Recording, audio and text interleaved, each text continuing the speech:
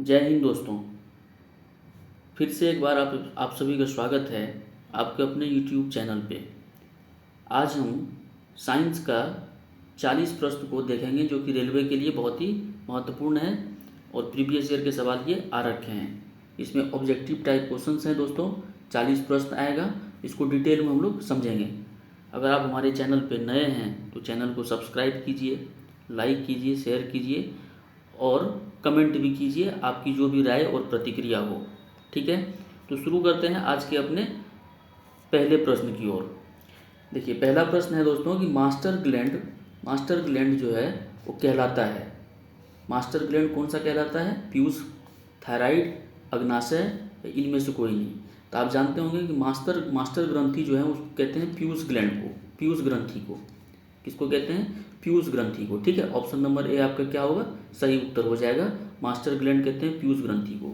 अच्छा, क्यों कहते हैं इसको? इसीलिए कहते हैं कि और जितने भी ग्लैंड है दोस्तों, और जितने भी ग्लैंड है उस सभी ग्लैंड को रेगुलेट करने का काम करता है। ये क्या करता है? नियंत्रण करता है, रेगुलेट करने का काम करता है, रेगुलेट करने का काम करता है। अब रेगुलेट करने का काम कर रहा है, इसलिए इसको क्या कहते हैं? मास्टर ग्लैंड कहते हैं। हालांकि ये साइज में बहुत छोटा होता है। ठीक है, अब यहाँ पे देखिए थोड़ा थायराइड के बारे में जानते हैं। थायराइड भी एक ग्लैंड है दोस्तों। थायराइड भी क्या है? एक ग्लैंड है। थायराइड भी एक ग्लैंड है। ये अंतःस्रावी ग्लैंड है। क्या है? इंडोक्राइन ग्लैंड है, अंतःस्रावी। इसको इंग्लिश में कहते हैं इंडोक्राइन। क्या कहते हैं इसको? Endocrine gland, endocrine gland. ठीक है, इसको कहते हैं इंडोक्राइन ग्लैंड, अंतःस्रावी ग्रंथि। इसी थायराइड ग्लैंड से दोस्तों थायरोक्सिन नाम का हार्मोन रिलीज होता है। क्या होता है? थायरोक्सिन नाम का हार्मोन रिलीज होता है जो कि हमारे बॉडी का मेटाबॉलिज्म को कंट्रोल करता है, बॉडी का मेटाबॉलिज्म को कंट्रोल करता है। ग्रोथ और डेवलपमेंट, वृद्धि और विकास के लिए भी ये थायराइड ग्लैंड जो है रिस्पॉन्सिबल है। तो ये भी आप ध्यान में रखिएगा। आप जानते होंगे कि ग्लैंड दोस्तों दो प्रकार का होता है। ग्लैंड दो प्रकार का होता है। ग्लैंड जो होता है कितने प्रकार का होता है? दो प्रकार का होता है, या तीन प्रकार आप मान लीजिए। चलिए, तीन प्रकार का मान लीजिए। एक होता है इंडोक्राइन ग्लैंड। क्या होता है? इंडोक्राइन ग्लैंड, जिसको अंतःस्रावी कहते हैं। एक होता है एक्जोक्राइन, जिसको बहिर्स्रावी कहते हैं, एक्जोक्राइन ग्लैंड। ठीक है, और तीसरा मिक्स्ड ग्लैंड, जो कि दोनों हो, मिश्रित ग्रंथि। ठीक है, मिक्स्ड ग्लैंड। इंडोक्राइन ग्लैंड में क्या होता है दोस्तों? जो कि अंतःस्रावी ग्लैंड है, वो इंडोक्राइन ग्लैंड जो होता है दोस्तों डक्टलेस होता है, उसमें नलिकाएं नहीं होती है। इसको बोलते हैं डक्टलेस। डक्टलेस याद रखिएगा, पूछता है सवाल कि कौन सा ग्लैंड को डक्टलेस ग्लैंड कहते हैं? डक्टलेस ग्लैंड कहते हैं उसको, कहते हैं इंडोक्राइन ग्लैंड को डक्टलेस ग्लैंड कहते हैं। मतलब उसमें नलिकाएं नहीं होती है। ठीक है, और एक्जोक्राइन में जो होता है दोस्तों, इसमें डक्ट होता है ना, इसमें डक्ट होता है। चलिए, इसको अगले पेज पे बढ़िया से समझते हैं। इंपॉर्टेंट चीज़ है दोस्तों ये। ठीक है, ताकि इसमें कन्फ्यूजन ना हो। देखिए, हम यहाँ पे समझते हैं। ठीक है, एक एक करके आराम से, आराम से समझते जाइए। ये कन्फ्यूजन करेगा आपको, हर सवाल में, हर एग्जाम में कन्फ्यूजन करता है। इसको बढ़िया से सॉल्व करते हैं। देखिए, ग्लैंड है। ग्लैंड एक शरीर का अंग होता है। ग्लैंड शरीर का अंग होता है जो हमारे शरीर के लिए आवश्यक रसायन है उसको रिलीज करता है ये। ठीक है, हमारे शरीर के लिए जो आवश्यक रासायनिक तत्व है दोस्तों, उसको रिलीज करता है फ्लूइड के फॉर्म में, तरल पदार्थ के फॉर्म में। अब ये जो रसायन है दोस्तों, केमिकल्स हैं, ये केमिकल्स या दो तरीके से रिलीज हो सकता है। या तो केमिकल्स डायरेक्ट ब्लड में रिलीज कर दिया जाए, और रिलीज होगा किसके द्वारा? ग्लैंड के द्वारा। या ये केमिकल्स के लिए एक रास्ता बना हो, एक नलिका हो, एक क्या हो? नलिका हो।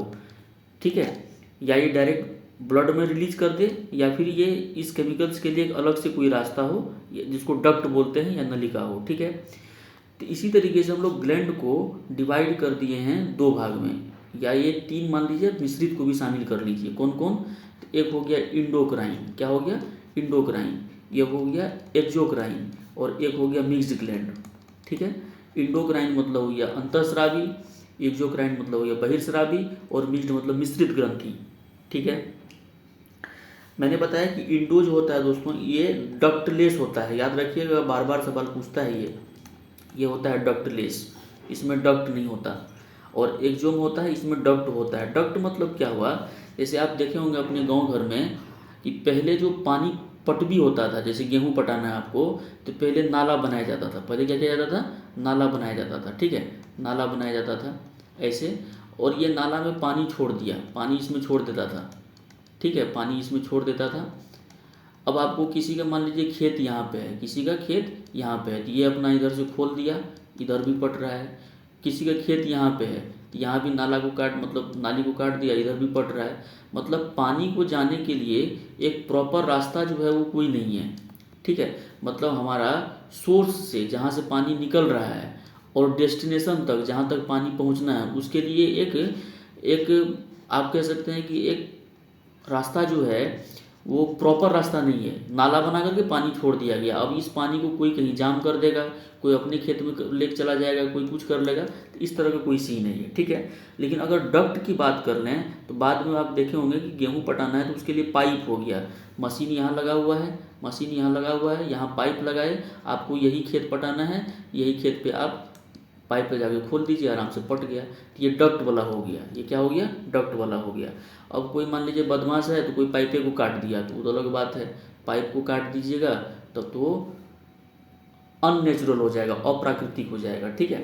तो कहने का मतलब क्या है समझने के लिए कि डक्टलेस ग्लैंड होने की वजह से ये इंडोक्राइन जो है अपना जो केमिकल्स रिलीज करता है, अपना जो केमिकल्स रिलीज करता है वो डायरेक्ट ब्लड में रिलीज करेगा। किस पे रिलीज करेगा, ब्लड में रिलीज करेगा। याद रखिएगा किस में करेगा ये, क्योंकि इसको अपना कोई रास्ता है नहीं, ब्लड में रिलीज करेगा और ब्लड पूरा शरीर में घूमती है, जहाँ जहाँ ज़रूरत होगा उस केमिकल्स का ब्लड वहाँ पहुँचेगी। और ये प्रोसेस क्या है, एक स्लो प्रोसेस है, क्योंकि ब्लड को रास्ता तय करना पड़ेगा ना, सर्कुलेशन करना पड़ेगा। तो इंडोक्राइन ग्लैंड अपना हार्मोन, इंडोक्राइन ग्लैंड, और एक बात याद रखिएगा कि इंडोक्राइन जो रिलीज करता है वो हार्मोन रिलीज करता है। क्या करता है, हार्मोन रिलीज करता है। और ये हार्मोन रिलीज कहाँ करता है, तो ब्लड में रिलीज करता है, ठीक है। अब एक्सोक्राइन के साथ क्या है दोस्तों कि इसमें डक्ट होता है, इसके साथ अपना नलिकाएं हैं, ठीक है। इसको जहाँ पे रिलीज करना है वहाँ आराम से पहुँचा देगा। इसके साथ अपना क्या है, एक रास्ता, एक पाथवे है, इसके साथ क्या है, अपना पाथवे है। और ये हार्मोन रिलीज नहीं करता दोस्तों, ये एंजाइम रिलीज करता है। क्या रिलीज करता है, ये एंजाइम रिलीज करता है या फिर म्यूकस रिलीज करता है। एंजाइम रिलीज करता है या फिर म्यूकस रिलीज करता है, ठीक है, म्यूकस, एंजाइम रिलीज करता है या फिर म्यूकस रिलीज करता है, ठीक है।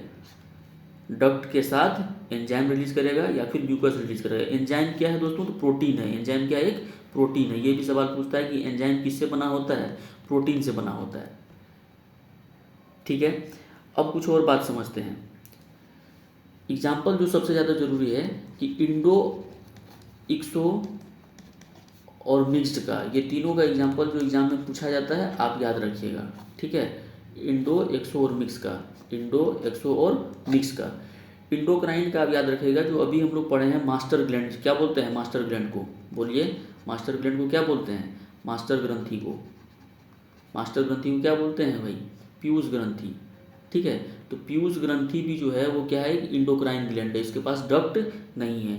दूसरा थायराइड ग्लैंड जो अभी डिस्कस कर रही थी, थायराइड ग्लैंड जो है वो भी क्या है, इंडोक्राइन ग्लैंड है। एक होता है पैराथायराइड, याद रखिएगा ये सवाल पूछता है, ठीक है, पैराथायराइड ग्लैंड, ये भी होता है इंडोक्राइन। एक एड्रिनल, क्या होता है, adrenal, adrenal emergency hormone release करता है एड्रिनल। और सेक्स ग्लैंड, और सेक्स ग्लैंड, ये हो गया, ये सब हो गया आपका इंडोक्राइन। अब इक्जोम थोड़ा, ये इक्जोम क्या होता है, सेलिवरी ग्लैंड, आप पढ़े होंगे सेलिवरी ग्लैंड, क्या होता है, सेलिवरी ग्लैंड। सेलिवरी ग्लैंड जो होता है, सेलिवरी ग्लैंड जो सेलिवा रिलीज करता है वो एक्जोक्राइन में है। लीवर जो सबसे बड़ी ग्रंथि है हमारे शरीर की, लीवर, वो एक एक्जोक्राइन है, इसके साथ डक्ट होता है, ठीक है, इसमें नलिकाएं होती है, इसका पाथवे होता है, इसके पास रास्ता होता है, ठीक है। पेनक्रियाज, पेनक्रियाज, पेनक्रियाज अग्नाशय जिसको बोलते हैं, ठीक है, पेनक्रियाज। और एक होता है स्वीट ग्लैंड, क्या होता है, एक होता है स्वीट ग्लैंड, स्वीट ग्लैंड, ये भी एक एक्जोक्राइन। मिक्स्ड में आप याद रखिएगा क्या, सबसे बड़ी मिक्स्ड ग्रंथि जो है दोस्तों वो है पेनक्रियाज। मिक्स्ड मतलब क्या हुआ कि जिसके पास दोनों प्रॉपर्टीज हो, इंडोक्राइन का भी प्रॉपर्टीज हो और एक्जोक्राइन का भी प्रॉपर्टीज हो, पेनक्रियाज याद रखिएगा। दूसरा टेस्टीज, मेल में होता है दोस्तों ये टेस्टीज, ठीक है। और ओवेरीज, ये फीमेल में होता है ओवेरीज। तो ये तीन याद रखिएगा मिक्स्ड में, तीन एग्जाम्पल याद रखिएगा मिक्स्ड में। कौन कौन, पेनक्रियाज जो कि सबसे बड़ी मिश्रित ग्रंथि है, टेस्टीज और ओवरीज। एक्जोक्राइन में क्या क्या है, सेलिवरी ग्लैंड, लीवर, पेनक्रियाज और स्वीट ग्लैंड। और इंडोक्राइन में जिसको डक्टलेस बोलते हैं उसमें क्या है, मास्टर ग्रंथि यानी पीयूष ग्रंथि, थायराइड ग्रंथि, पैराथायराइड ग्रंथि, एड्रिनल ग्रंथि और सेक्स ग्लैंड मतलब सेक्स ग्रंथि। ठीक है, तो ये हो गया हमारा ग्लैंड की पोस्टमार्टम। ठीक है, बढ़ते हैं अगले प्रश्न की ओर। प्रश्न नंबर 2 देखिए क्या है। प्रश्न नंबर 2 देखिए दोस्तों क्या है। प्रश्न नंबर 2 कहता है दोस्तों, प्रश्न नंबर 2 कहता है भाई घेंगा रोग। देखिए घेंगा रोग किसकी कमी से होता है? इसको इंग्लिश में ग्वाइटर भी कहते हैं। क्या कहते हैं इसको इंग्लिश में? ग्वाइटर। किसकी कमी से होता है? तो ये आप सभी लोग जानते होंगे, आयोडीन की कमी से होता है। किसकी कमी से होता है? आयोडीन की कमी से होता है। अब थोड़ा आयोडीन के बारे में वो कुछ इंपॉर्टेंट बात बताते हैं, जो कि अगर प्रश्न का लेवल को एडवांस करेगा ना तो ये पूछ सकता है। ठीक है, आयोडीन के बारे में समझते हैं दोस्तों। देखिए आयोडीन का सबसे पहले तो सिंबल जो होता है वो होता है आई। क्या होता है? आई। ठीक है, इस आयोडीन का एटॉमिक नंबर जो है आपको याद होना चाहिए। ठीक है, एटॉमिक नंबर होता है दोस्तों 53। एटॉमिक नंबर मतलब परमाणु संख्या, सॉरी परमाणु, हाँ क्रमांक या एटॉमिक नंबर कितना होता है? 53। ठीक है 53, क्लियर है। आयोडीन का एटॉमिक नंबर कितना होता है? 53। अगर पीरियोडिक टेबल में आवर्त सारणी में आप इस आयोडीन को देखने जाइएगा तो आपको 2-3-4 चीज़ें मिलेगी। क्या मिलेगी? सबसे पहले तो आपको ये पता होना चाहिए कि ग्रुप नंबर 17 का एलिमेंट है, मतलब ग्रुप नंबर 17 का ये तत्व है।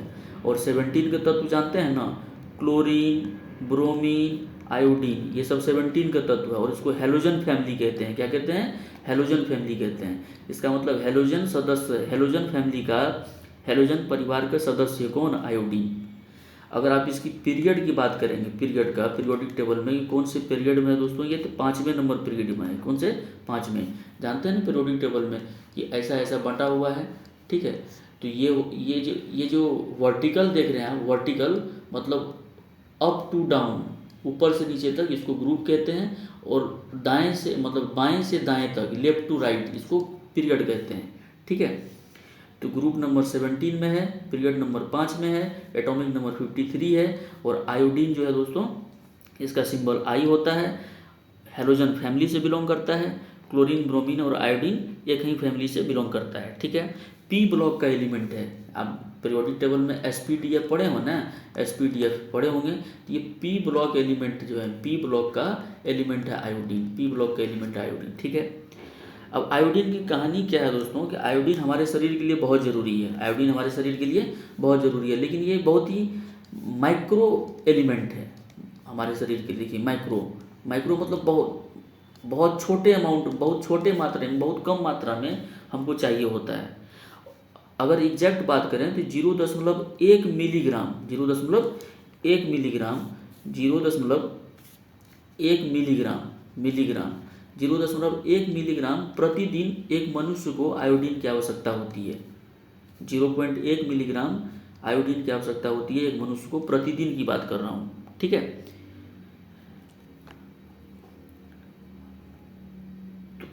आयोडीन की कहानी यहाँ समझ में आ गई। आयरन तो आप जानते हैं, इसका सिंबल Fe है। इसका 2 वैलेंसी होता है दोस्तों, है ना। कभी ये आयरन Fe2+ भी दिखाता है, कभी ये आयरन Fe3+ भी दिखाता है। ठीक है, तो जहाँ पे आयरन Fe2+ दिखाएगा उसका नाम होता है फेरस। उसका नाम क्या होता है? फेरस।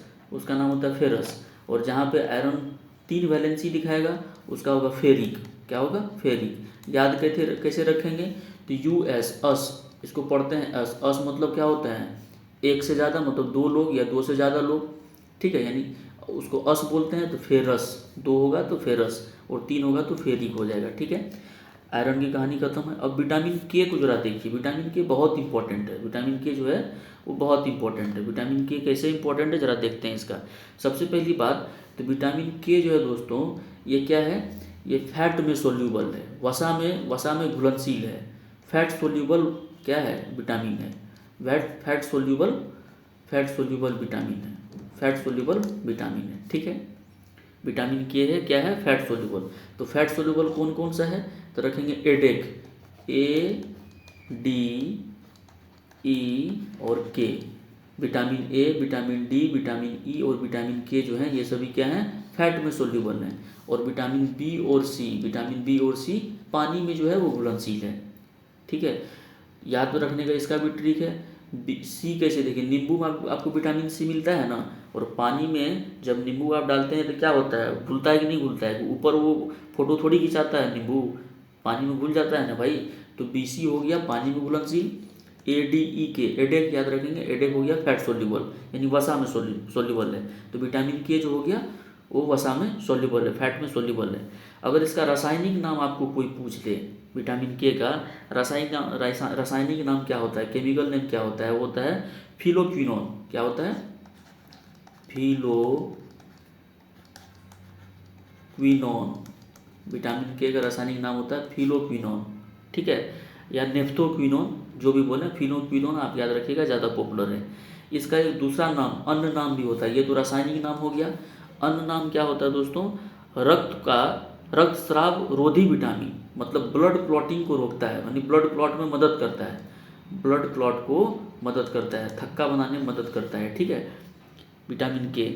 आप अगर ब्रोकली खाएंगे तो आपको विटामिन के मिलेगा, पत्ता गोभी खाएंगे तो आपको विटामिन के मिलेगा।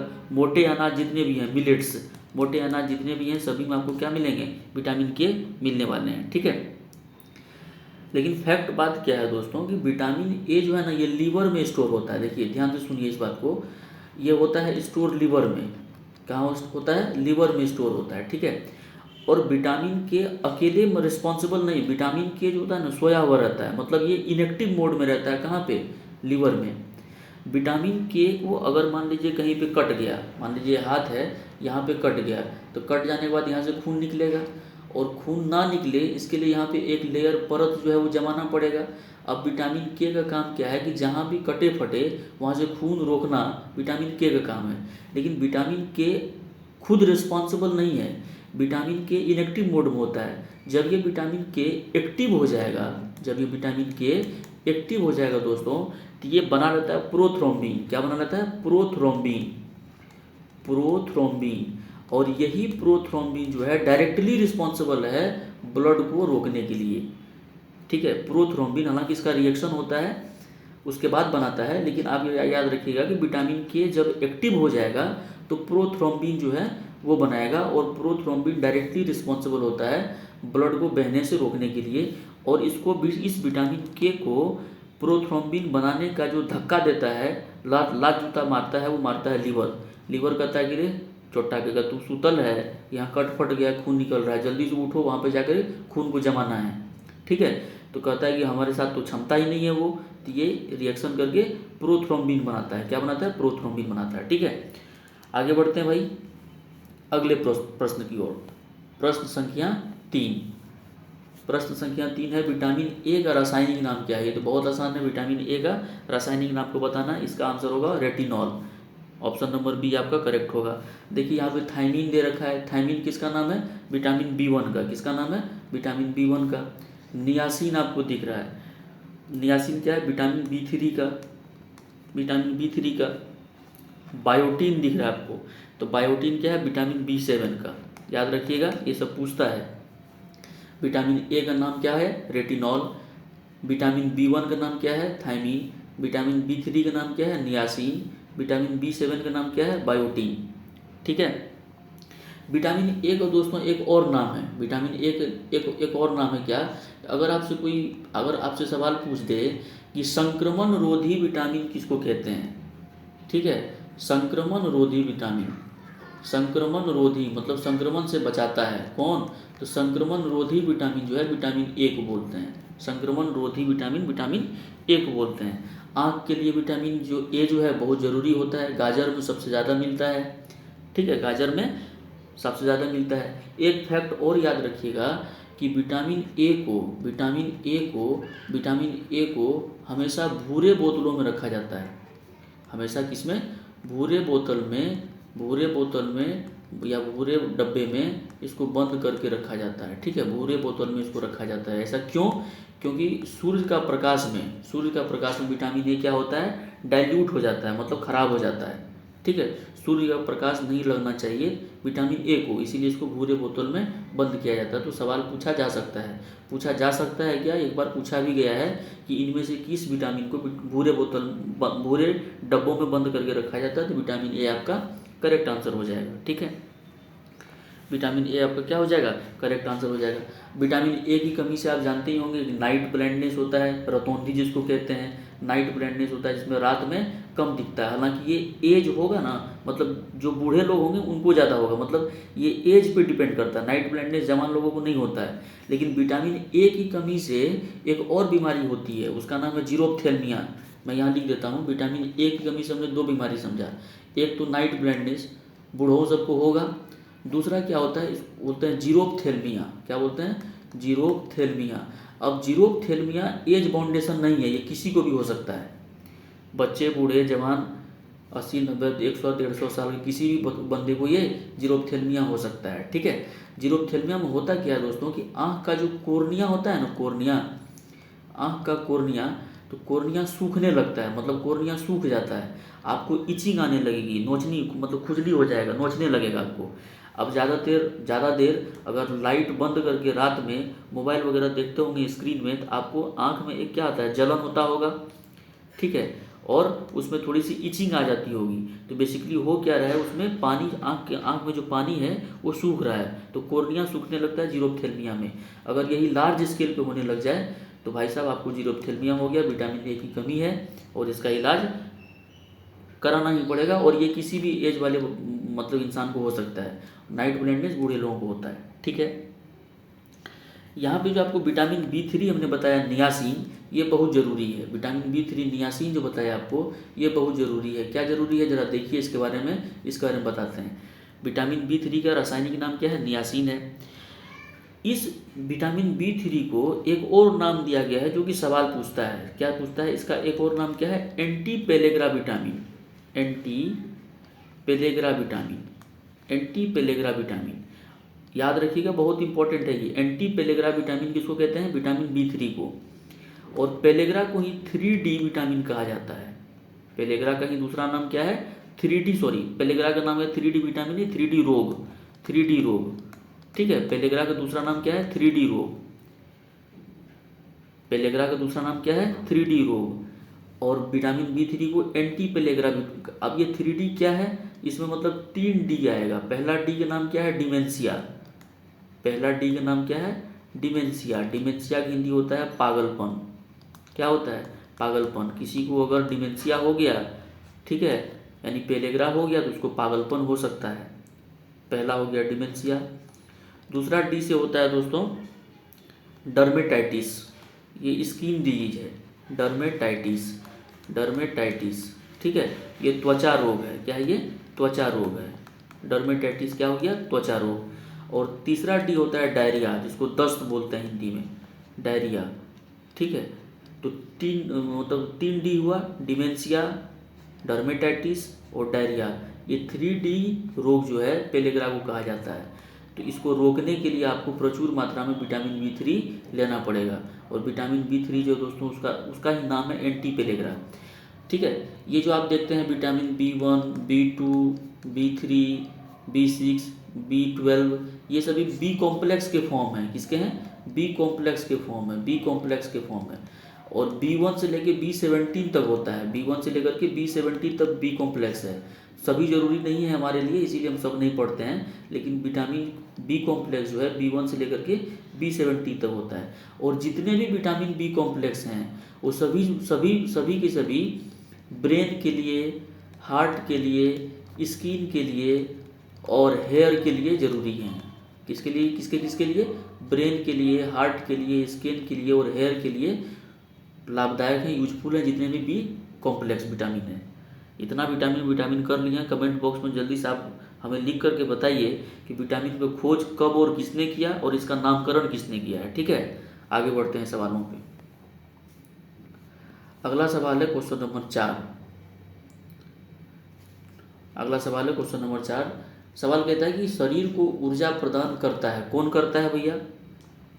देखिए, शरीर को ऊर्जा प्रदान कार्बोहाइड्रेट भी करता है और फैट भी करता है। ठीक है, कार्बोहाइड्रेट भी करता है, फैट भी करता है। कार्बोहाइड्रेट ही अल्टीमेटली टूट के क्या बनता है, ग्लूकोज बनता है। ग्लूकोज का फॉर्मूला क्या है, C6H12O6, यानी कार्बन, हाइड्रोजन और ऑक्सीजन 6, 12 और 6 के रेशियो में मिला हुआ है। 6, 12 और 6 के रेशियो में है। तो अगर आपसे पूछ दे कि ग्लूकोज में कार्बन, हाइड्रोजन और ऑक्सीजन का रेशियो किस रेशियो में है, तो कहेंगे आप 1:2:1, है ना, 1:2:1 के रेशियो में होता है भैया। ठीक है, कार्बन, हाइड्रोजन और ऑक्सीजन। और ये जो वसा दिख रहा है आपको, ये भी कार्बन, हाइड्रोजन और ऑक्सीजन से बना होता है। और ये जो प्रोटीन दिख रहा है, ये एक कॉम्प्लेक्स ऑर्गेनिक कंपाउंड है। ये क्या है, एक जटिल कार्बनिक पदार्थ है दोस्तों प्रोटीन। प्रोटीन में होता है कार्बन, हाइड्रोजन, ऑक्सीजन और नाइट्रोजन एक जुड़ जाता है, इसमें नाइट्रोजन भी पाया जाता है। तो प्रोटीन बना होता है किसकी से, कार्बन, हाइड्रोजन, ऑक्सीजन और नाइट्रोजन से। अब शरीर को ऊर्जा प्रदान करता है यहाँ पे कार्बोहाइड्रेट भी, वसा भी। अगर कार्बोहाइड्रेट भी हो और वसा भी हो तो आपको कार्बोहाइड्रेट को टिक करना है। किसको करना है, कार्बोहाइड्रेट को करना है। तो ऑप्शन नंबर बी आपका करेक्ट आंसर हो जाएगा। ठीक है, हालांकि ऐसा इसीलिए बोल रहा हूँ कि आपको देखिए, अगर आपसे सवाल पूछे कि अत्यधिक ऊर्जा कौन प्रदान कर सकता है, या ऐसा पूछ दे कि अत्यधिक ऊर्जा या मतलब सर्वाधिक ऊर्जा उत्पन्न कौन करता है, तो फैट करता है। सर्वाधिक ऊर्जा उत्पन्न फैट करता है। लेकिन हमारे शरीर में फैट से ज़्यादा कार्बोहाइड्रेट की ज़रूरत होती है, क्योंकि फैट आप ज़्यादा ले लीजिएगा तो ट्राइग्लिसराइड जो है वो बन जाएगा और आप पेट के नीचे लटके रहेगा, मोमोज बन जाएगा। ठीक है, तो फैट का डाइजेशन बड़ा आसान नहीं होता है। ठीक है, और कार्बोहाइड्रेट की मात्रा हमारे शरीर में ज़्यादा, मतलब हम ज़्यादा यूज करते हैं। ठीक है, तो अगर हमारे शरीर को ऊर्जा प्रदान करना है तो कार्बोहाइड्रेट लेंगे। अगर सवाल पूछ दे कि सर्वोत्तम यानी सर्वोच्च या सर्वाधिक ऊर्जा उत्पन्न हो सकता है, किससे हो सकता है, तो फैट से, वसा से हो सकता है। प्रोटीन का काम क्या है, तो प्रोटीन का काम हमारे शरीर का वृद्धि और विकास के लिए जरूरी है, रोग प्रतिरोधक क्षमता को भी बढ़ाने के लिए जरूरी है। ठीक है, आगे बढ़े। 5वें नंबर प्रश्न को देखिए क्या कहता है। 5वें नंबर प्रश्न कहता है दोस्तों कि जल में घुलनशील विटामिन है। अभी बताया मैंने, जल में विटामिन बी और सी घुलते हैं, बी और सी। तो ऑप्शन नंबर ए आपका करेक्ट आंसर हो जाएगा। ए, डी, ई और के, ये क्या है, फैट में सोल्यूबल है, फैट में सोल्यूबल है। ठीक है, क्वेश्चन नंबर 6 देखिए। क्वेश्चन नंबर 6 देखिए भैया, कह रहा है दूध का पीएच मान होता है, दूध का पीएच मान होता है। दूध का पीएच मान क्या है, पीएच मतलब होता है पोटेंसी ऑफ हाइड्रोजन। पीएच का फुल फॉर्म होता है पोटेंसी ऑफ हाइड्रोजन या पोटेंशियल ऑफ हाइड्रोजन। ठीक है, पोटेंशियल ऑफ हाइड्रोजन। ठीक है, आप जानते ही होंगे एसिड पे सॉल्ट में जब पढ़े होंगे आप, तो पीएच जो होता है क्या होता है, 0 से लेकर के 14 तक होता है ना। 0 से लेकर के 14 तक, बीच में कहीं 7 आता है। 7 से जितना इधर होगा वो ज़्यादा एसिडिक होगा, ज़्यादा क्या होगा, एसिडिक होगा। 7 से इतना इधर जितना जाएंगे वो ज़्यादा बेसिक होगा, मतलब वो क्षारीय प्रकृति का होगा। ठीक है, और 7 वाला क्या होगा, न्यूट्रल होगा, ना एसिड होगा ना बेस होगा। कह रहा है कि आपको दूध का बताना है कि दूध का पीएच मान कितना होता है, वो 6.4 होता है, ऑप्शन नंबर ए। तो 6.4 मतलब क्या, ये हल्का एसिडिक होता है। हमें हल्का क्या होता है, एसिडिक होता है, दूध हल्का एसिडिक होता है। कमेंट बॉक्स में बताइए हमको कि नींबू और ब्लड, लेमन यानी नींबू और ब्लड का पीएच मान कितना होता है। ब्लड का पीएच मान बहुत बार एग्जाम में पूछा जाता है। ठीक है, जल्दी से कमेंट बॉक्स में बताएंगे। आगे बढ़ते हैं। देखिए, कह रहा है कि तत्काल ऊर्जा के लिए खिलाड़ी को दिया जाता है, क्या दिया जाता है, मतलब इंस्टेंट एनर्जी के लिए, तत्काल ऊर्जा के लिए खिलाड़ी को क्या दिया जाता है, प्रोटीन, विटामिन, कार्बोहाइड्रेट, ग्लूकोज। देखिए, प्रोटीन तो ऊर्जा के लिए दिया नहीं जाएगा। विटामिन भी हमारे रोग प्रतिरोधक क्षमता को बढ़ाने के लिए होता है, ऊर्जा से कोई इसका संबंध है नहीं। बात रहा कार्बोहाइड्रेट और ग्लूकोज। देखिए, अल्टीमेटली कार्बोहाइड्रेट टूट करके ग्लूकोज में बदलता है, और ग्लूकोज स्टोर होता है दोस्तों हमारे शरीर में ग्लाइकोजन के फॉर्म में। किसके फॉर्म में, ग्लाइकोजन के फॉर्म में। याद रखिएगा, ग्लाइकोजन के फॉर्म में ग्लूकोज जो है वो स्टोर होता है। कहाँ पे होता है, लीवर में। कहाँ पे होता है, लीवर में स्टोर होता है। अगर मान लीजिए हमको आज 50 जूल एनर्जी की ज़रूरत है, 50 जूल एनर्जी की ज़रूरत है, और हमने खा लिया 60 जूल, तो 50 जूल तो कंजप्शन मतलब कंज्यूम हो जाएगा। बचेगा 10 जूल एनर्जी जो है, जो एनर्जी बच जाएगी वो ग्लाइकोजन में कन्वर्ट हो जाएगा, वो ग्लाइकोजन में कन्वर्ट हो जाएगा और कन्वर्ट होकर के स्टोर हो जाएगा हमारे शरीर में। कहाँ पे? लीवर में। और जब इस एक्स्ट्रा एनर्जी की ज़रूरत पड़ेगी तो हम उसका यूज करेंगे। अब मान लीजिए इस एक्स्ट्रा एनर्जी की ज़रूरत ही नहीं पड़ रहा है, ठीक है, आप हर दिन ज़्यादा खा रहे हैं, ज़्यादा खा रहे हैं, ज़्यादा खा रहे हैं, तो लीवर आपका फैटी हो जाएगा। लीवर क्या हो जाएगा? लीवर फैटी हो जाएगा और दिक्कत करेगा। तो इंस्टेंट सोर्स के लिए हम ग्लूकोज देते हैं, इंस्टेंट सोर्स के लिए हम ग्लूकोज देते हैं। तो ग्लूकोज हम डायरेक्ट ना दे करके अगर किसी को कार्बोहाइड्रेट दे दिया जाए तो अल्टीमेटली कार्बोहाइड्रेट टूट करके बनाएगा क्या? ग्लूकोज बनाएगा। लेकिन खिलाड़ी को समय नहीं रहता ना, इंस्टेंट के लिए तुरंत देना है उसको, तो हम ऐसा करते हैं क्या कि कार्बोहाइड्रेट का सिंपलर फॉर्म, देखिए कार्बोहाइड्रेट एक कॉम्प्लेक्स कंपाउंड है, इसका सिंपलर फॉर्म ग्लूकोज है, तो सिंपल तरीके से डायरेक्ट डाइजेस्टेड मटेरियल है ना, तो सिंपल फॉर्म में यानी ग्लूकोज हम डायरेक्ट उसको चढ़ा देते हैं। ठीक है, बढ़ते हैं आगे। कह रहा है कि शरीर को ऊर्जा प्रदान करती है, कौन कौन क्या ऊर्जा प्रदान करती है? देखिए प्रोटीन तो ये ग्रोथ और डेवलपमेंट में काम आता है, विटामिन से कोई मतलब नहीं है, वसा यानी फैट जो है ये ऊर्जा प्रदान करती है। ठीक है, ऑप्शन नंबर ए आपका करेक्ट आंसर हो जाएगा। आगे बढ़ते हैं। 9 नंबर प्रश्न देखिए, कहता है कि पीयूष ग्रंथि पाई जाती है, कहाँ पाई जाती है? तो जानते हैं ये मस्तिष्क में पाई जाती है, ब्रेन में। ऑप्शन नंबर बी आपका, इसको मास्टर ग्लैंड भी कहा जाता है। ऐसा क्यों कहा जाता है? क्योंकि ये सभी ग्लैंड को क्या करते हैं? रेगुलेट करता है, उसको आदेश देता है, ये राजा हुआ। ठीक है, आगे देखिए 10वें नंबर सवाल देखिए कि सबसे बड़ी अंतःस्रावी ग्रंथि कौन सा है? अंतःस्रावी इंडोक्राइन डक्टलेस होता है, मैंने बताया आपको। तो अंतःस्रावी कौन है? थायराइड, और इसी से थायरोक्सिन नामक हार्मोन रिलीज होता है। ठीक है, क्वेश्चन नंबर 11 देखिए, कह रहा है कि हैजा किसे प्रभावित करता है, किस अंग को ये मतलब प्रभावित करता है? तो हैजा जो दोस्तों ये आंत को, इंटेस्टाइन को, किसको? इंटेस्टाइन को प्रभावित करता है। ठीक है, फिर ये सवाल आ गया, वसा में घुलनशील विटामिन है, देखिए ए डी ई और के, ये तीनों क्या है? वसा में घुलनशील है। उपरोक्त सभी इसका उत्तर हो जाएगा। 13 नंबर सवाल देखिए दोस्तों, कहता है कि विटामिन सी का रासायनिक क्या नाम क्या है? तो एस्कॉर्बिक एसिड। विटामिन सी का नाम क्या है? एस्कॉर्बिक एसिड नाम है इसका। ठीक है, विटामिन सी की कमी से स्कर्वी हो जाता है, मसूड़े फूल जाते हैं। ठीक है, मवाद वगैरह निकलने लगते हैं मसूड़े से। 14 नंबर सवाल देखिए, कहता है कि रिकेट्स रोग किस विटामिन की कमी से होता है? रिकेट्स जो होते हैं, हड्डियां जो होती है क्या होती है? टेढ़ी हो जाती है। कहाँ की? पैर की, है ना, लेग का हड्डी जो है वो टेढ़ा हो जाता है, तो विटामिन डी की कमी से। किसकी कमी से? विटामिन डी की कमी से। ठीक है, विटामिन डी हमें प्रचुर मात्रा में सूर्य के प्रकाश से मिलता है। ठीक है, हालांकि विटामिन D3 मिलता है सूर्य के प्रकाश से, इतना डिटेल आपको नहीं जानना, लेकिन समझ लीजिए विटामिन डी नहीं, विटामिन देखिए vitamin D1 D2 D3 D4 बहुत होता है, तो विटामिन D3 हमें सूर्य के प्रकाश से मिलता है, और विटामिन D2 जो है ना वो भोज्य पदार्थ से मिलता है, जो हम लोग खाते हैं। ठीक है, तो D3 जो है आपको उसी विटामिन डी देगा, लेकिन डिटेल अगर पूछ दिया, मान लीजिए हार्ड करना रहेगा पेपर को, तो याद रखिएगा विटामिन D3 हमें सूर्य के प्रकाश से मिलता है, वो भी 11 बजे सुबह से लेकर के 1 बजे तक का सूर्य के प्रकाश में आप रहेंगे तो आपको अच्छे खासे अमाउंट में विटामिन डी प्राप्त हो जाएगा। रिकेट्स नामक बीमारी, जिसमें टांग जो होती है, पैर की हड्डियाँ टेढ़ी हो जाती है, विटामिन डी की कमी से होता है। ठीक है, आगे देखिए क्वेश्चन नंबर 15 देखिए, कहता है कि दूध को पाश्चुरीकृत यानी पाश्चुराइजेशन लुईस पाश्चर ने ये किया जाता है कितने टेम्परेचर पे? तो 62 डिग्री सेंटीग्रेड पे। आप जानते हैं कि दूध बॉयल करना पड़ता है उसके बैक्टीरिया को मारने के लिए, तो दूध को अगर आप पाश्चुरीकृत करेंगे तो आपको 62 डिग्री सेंटीग्रेड पे करना पड़ेगा। अगर मान लीजिए आपको डिग्री सेंटीग्रेड से डिग्री फ़ारेनहाइट में बदलना हो तो कैसे बदलेंगे? सपोज कर लीजिए कि यही 62 डिग्री सेंटीग्रेड है और आपको इसका आंसर डिग्री फ़ारेनहाइट में बताना है। जल्दी से कमेंट बॉक्स में आप इसको छाप दीजिए। ठीक है,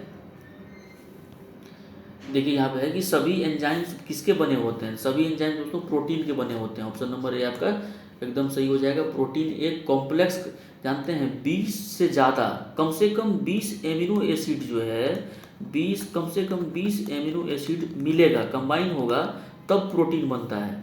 किससे किससे? तो कार्बन, हाइड्रोजन, ऑक्सीजन और नाइट्रोजन से। ठीक है, इससे प्रोटीन बना होता है। और ये कॉम्प्लेक्स है, जटिल है, जटिल कार्बनिक कंपाउंड है, जटिल जटिल क्या है, कार्बनिक कंपाउंड है, ठीक है। प्रोटीन से एंजाइम से बने होते हैं। देखिए जीवाणु जनित रोग मतलब बैक्टीरिया से होने वाले रोग कौन कौन हैं, हैजा, टाइफाइड, प्लेग, तीनों हैं। तो उपरोक्त सभी हो जाएगा option number D. 18 number question देखिए, कह रहा है कि आपातकालीन हार्मोन मतलब इमरजेंसी हार्मोन किसको कहते हैं। आपातकालीन हार्मोन आपको किसको कहते हैं, एड्रेनलिन को कहते हैं, एड्रेनलिन को कहते हैं। ऑप्शन नंबर बी आपका करेक्ट होगा। क्वेश्चन नंबर 19 देखिए, विटामिन बी 1, विटामिन बी 1 जानते हैं, थायमिन कहते हैं, इसका रासायनिक नाम है। कमी से कौन कौन सा बीमारी होता है दोस्तों, विटामिन बी 1 की कमी से कौन सा बीमारी होता है, बेरी बेरी होता है। विटामिन बी 1 की कमी से बेरी बेरी। विटामिन ए की कमी से रतौंधी होता है।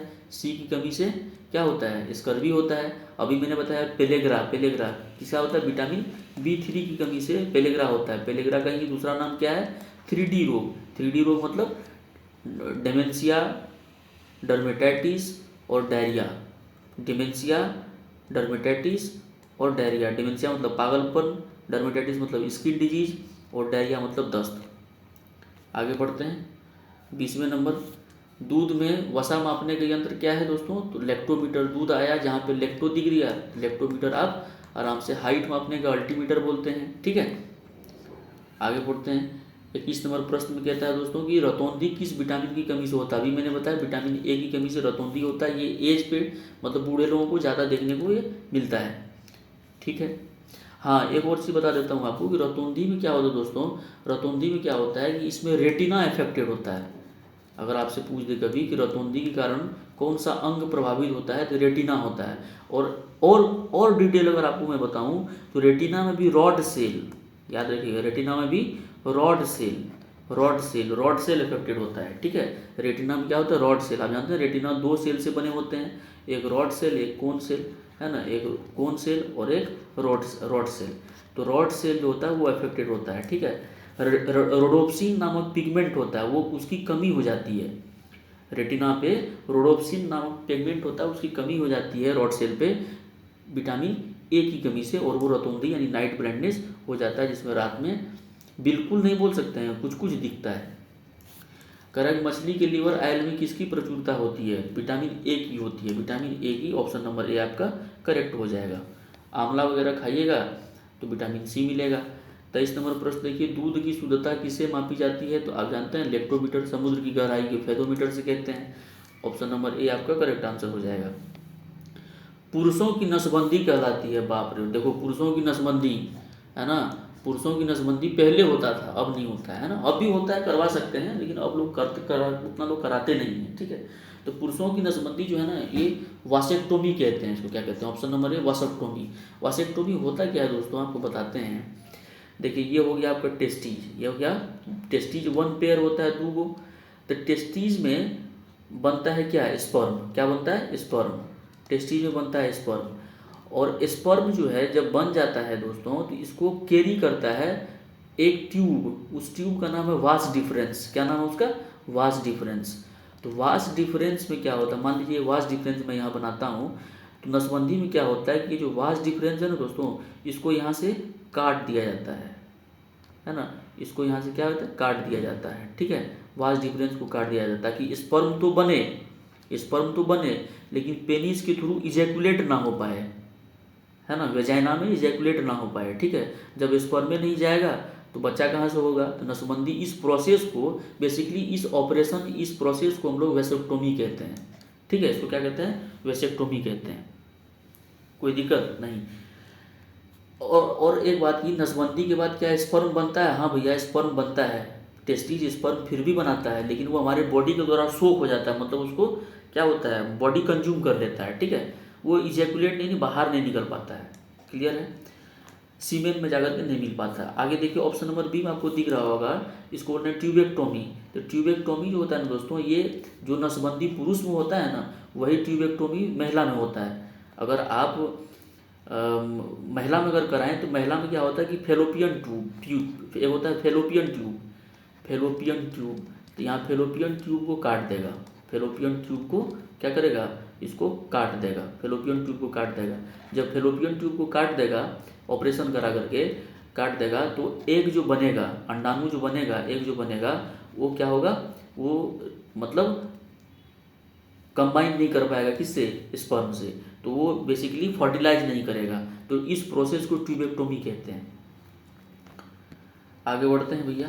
कह रहा है कि बीसीजी टीका का प्रयोग किस रोग से बचाव के लिए किया जाता है। बीसीजी आप जानते हैं, क्या जानते हैं भैया, बेसिलस कालमेट ग्यूरिन, इसका नाम है बेसिलस कालमेट और ग्यूरिन। बीसीजी का टीका किसके प्रयोग के लिए, तो टीबी के लिए, तपेदिक। ऑप्शन नंबर ए आपका करेक्ट आंसर हो जाएगा। कोई दिक्कत है यहाँ तक नहीं है, आसान आसान सवाल है। कमेंट बॉक्स में भी अपना आप जो भी प्रॉब्लम होगा, जो भी दिक्कत होगा, जिस भी टॉपिक पे आप वीडियो चाहते हैं बताते रहिएगा। दूध में उपस्थित प्रोटीन है, दूध में कौन सा प्रोटीन होता है, केसीन प्रोटीन होता है ना। रेनिन नामक एंजाइम होता है, वो इसको पचाता है, ठीक है, केसीन प्रोटीन होता है। आगे बढ़ते हैं। देखिए, बच्चों में मरासमस एवं क्वाशियोरकर की बीमारी किसकी कमी के कारण होता है, तो ये प्रोटीन की कमी से होता है ना। मरासमस में क्या होता है दोस्तों, और क्वाशियोरकर में क्या होता है दोस्तों, क्या होता है कि आपका हाथ पैर होगा पतला, अब पेट जो है, पेटवा जो है ड्राम नियन निकल जाएगा, है ना। ये दोनों बीमारी का लक्षण है, ठीक है। हाथ पैर बाहें वगैरह हो जाएगी एकदम छड़ी नियन, डंडा बांस नियन, और पेटवा निकल जाएगा ड्राम नियन। तो प्रोटीन की कमी से ये बच्चों में देखा जाता है, इसको मल न्यूट्रिशन बोलते हैं। गरीब लोगों में अक्सर पहले देखा जाता था, अब इसकी कमी आई है थोड़ी बहुत। क्वेश्चन नंबर 28 देखिए क्या कहता है। क्वेश्चन नंबर 28 कहता है कि स्कर्वी रोग किस विटामिन की कमी से होता है, vitamin C. Option number C आपका सही हो जाएगा। लड़ो और उड़ो हार्मोन, लड़ो उड़ो है ना, मार करो और तुरंत भाग जाओ, मार करो और तुरंत भाग जाओ, तो ऑप्शन नंबर सी आपका एड्रेनलिन हार्मोन हो जाएगा करेक्ट, ठीक है। कह रहे हैं ब्रोंकाइटिस रोग किसे प्रभावित करता है, ठीक है। ब्रोंकाइटिस रोग आपको बताना है कि ब्रोंकाइटिस रोग जो है ये फेफड़ा को प्रभावित करता है। ऑप्शन नंबर बी अच्छा क्वेश्चन है। ब्रोंकाइटिस रोग किसे प्रभावित करता है, फेफड़ा को करता है। 31 नंबर प्रश्न देखिए, कह रहा है कि दूध प्रोटीन के पाचन के लिए कौन सा एंजाइम उत्तरदायी है, तो रेनिन एंजाइम है ना। कौन सा, अभी मैंने बताया कि रेनिन एंजाइम जो है केसीन नामक प्रोटीन को पचाता है, और यही केसीन प्रोटीन किस में पाया जाता है, तो दूध में पाया जाता है, ठीक है। आगे देखिए, विटामिन सी का प्रमुख स्रोत क्या है, ये तो आराम से आप बता देंगे, आंवला, संतरा, नींबू सब में पाया जाता है, इसमें कौन सी बड़ी बात है, ठीक है। 33 नंबर प्रश्न देखिए, किस विटामिन में कोबाल्ट पाया जाता है। कोबाल्ट उसी में पाया जाता है जिसका नाम साइनोकोबालामीन है। साइनोकोबालामीन विटामिन B12 को बोलते हैं, ठीक है, विटामिन B12 को बोलते हैं। एक बात और याद रखिएगा, ये जो विटामिन B12 है ना, ये एक ऐसा विटामिन है जो कि हमें प्राकृतिक तौर पर एनिमल प्रोडक्ट से प्राप्त होता है। किससे प्राप्त होता है, एनिमल, दूध से, अंडा, सॉरी हाँ दूध भी होता है थोड़ा बहुत, और ये क्या बोलते हैं, मीट में, मछली में, चिकन में, अंडा में, ये सब में आपसे प्राप्त होगा कौन सा, विटामिन B12 की कमी हो गई है तो चाप के मछली वगैरह खाइए, ठीक है। सर्वाधिक ऊर्जा किसमें उत्पन्न होती है, मैंने बताया था सर्वाधिक ऊर्जा अगर पूछे किसमें उत्पन्न होती है, किसमें, तो होगा वसा, ठीक है। और हमारे शरीर में सर्वाधिक ऊर्जा कहाँ से मिलती है, तो वह है कार्बोहाइड्रेट। प्रोटीन का तो कोई काम ही यहाँ पे नहीं। अगला बढ़ते हैं भैया 35 नंबर प्रश्न में, रक्त के थक्का बनाने में सहायक विटामिन मैंने बताया, प्रोथ्रोम्बिन बनाता है, विटामिन के लीवर में स्टोर होता है, सुतल रहता है, जगेगा तो प्रोथ्रोम्बिन बन जाएगा, और विटामिन के जो है वो रक्त के थक्का बनाने में आवश्यक होता है। घाव भरने में विटामिन सी की आप कभी कभी सवाल पूछ दे कि कौन सा विटामिन को घाव भरने में मदद मिलता है, मतलब घाव भरने में कौन सा विटामिन हेल्प करता है, तो विटामिन सी होगा उसका, ठीक है। कह रहा है कि टाइफाइड किस अंग को प्रभावित करता है, आंत हो जाएगा, ठीक है, ऑप्शन नंबर ए। आगे बढ़िए, कह रहा है काली खांसी का अन्य नाम क्या है, दूसरा नाम, काली खांसी का दूसरा नाम है पर्टुसिस, ऑप्शन नंबर बी, याद रखिएगा पर्टुसिस, काली खांसी का दूसरा नाम क्या है, पर्टुसिस, ठीक है। 38वें नंबर प्रश्न कहता है भैया, काहे नाच रहा है, 38वें नंबर प्रश्न कहता है दूध से दही बनाने में सहायक बैक्टीरिया का नाम क्या है, तो लैक्टोबैसिलस बैक्टीरिया, इसमें सभी को पता ही होगा। विटामिन डी का मुख्य स्रोत क्या है, तो मैंने बताया था भैया विटामिन डी बहुत प्रकार के होते हैं, आपसे नहीं पूछेगा ये, लेकिन फिर भी आप नॉलेज के लिए, विटामिन डी जो है बहुत प्रकार के होते हैं, D1, D2, D3, तो विटामिन D3 जो होता है ना, उसका मुख्य स्रोत जो है सूर्य का प्रकाश है, वो क्या है, सूर्य का प्रकाश है। ठीक है, उसका मुख्य स्रोत क्या है? सूर्य का प्रकाश है। विटामिन D3 का मुख्य स्रोत क्या है? सूर्य का प्रकाश है। और यहाँ पे विटामिन डी दिया है तो आप सूर्य का प्रकाश ही टिक करेंगे। कह रहा है गाय के दूध में पीला का रंग होता है, और पीला रंग होता है कैरोटीन की वजह से। Option number B. ठीक है, कैरोटीन की वजह से। मनुष्य के शरीर को कितने प्रकार के प्रोटीन की आवश्यकता होती है दोस्तों? ये होगा 20 प्रकार के एमिनो एसिड मिल करके प्रोटीन बनाता है, और ये 20 प्रकार कम से कम है, ज़्यादा और भी हो सकता है। यानी 20 एमिनो एसिड जब ग्रुप में मिलेगा, 20 एमिनो एसिड जब ग्रुप में मिलेगा तो बनाएगा प्रोटीन। तो हम लोग बोल सकते हैं भैया क्या कि प्रोटीन की जो यूनिट होता है, प्रोटीन का इकाई होगा, उसी का नाम है, प्रोटीन का जो इकाई है दोस्तों उसका नाम है एमिनो एसिड। क्योंकि ये ग्रुप्स में मिलेंगे तो बनेगा प्रोटीन। तो हमारे शरीर में कितने प्रोटीन की आवश्यकता है? तो 20 है। ठीक है, तो ये आज का हमारा अंतिम प्रश्न था दोस्तों। आशा करते हैं आपको मज़ा आया होगा, समझ में भी आया होगा। आपको बहुत सारे प्रश्न आते भी होंगे, जो आते हैं वो रिवीजन हो गया होगा, जो नहीं आते हैं वो आप सीख गए होंगे। तो आपसे यही कह सकता हूँ कि आपको अगर सही लग रहा है, अच्छा लग रहा है, ऐसा ही हर रोज़ हमारा डेली क्लास आता है 9 बजे सुबह में, या फिर शाम के 6 बजे, किसी भी टाइम आ सकता है, अपलोड हो जाएगा। तो आप चैनल को सब्सक्राइब कीजिए, हमारे साथ जुड़े रहिए। आपकी जो भी प्रतिक्रिया, राय, जो भी कहना हो वो हमें कमेंट बॉक्स में बताइए। चैनल को सब्सक्राइब कीजिए और शेयर कीजिए। हमारे साथ आप बने रहे, इसके लिए आपका हम बहुत बहुत आभार प्रकट करते हैं। Thank you very much.